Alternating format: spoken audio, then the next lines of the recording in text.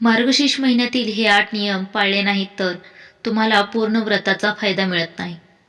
चला तर पाहूया ते कोणते नियम आहेत. मार्गशीर्ष महिन्यात मांसाहार टाळल्याने घरात पवित्रता आणि शुभ ऊर्जा वाढते. गुरुवारी केस न धुतल्याने लक्ष्मीचे धैर्य आणि घरातील समृद्धी कायम राहते. असे मानले जाते या पवित्र काळात लोखंडांची कामे टाळल्यास नकारात्मकता दूर राहते आणि शुभत्व वाढते. पिवळे वस्त्र परिधान केल्याने गुरुवारची कृपा आणि महालक्ष्मीचे आशीर्वाद दोन्ही सहज प्राप्त होतात. या महिन्यात कर्ज न घेणे अत्यंत शुभ मानले जाते. यामुळे धन संचय आणि आर्थिक स्थिरता मिळते.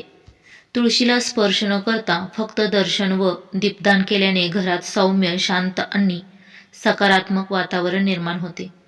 भांडी शांततेने हाताळल्यास घरातील सात्विकता आणि चैतन्य टिकून राहते.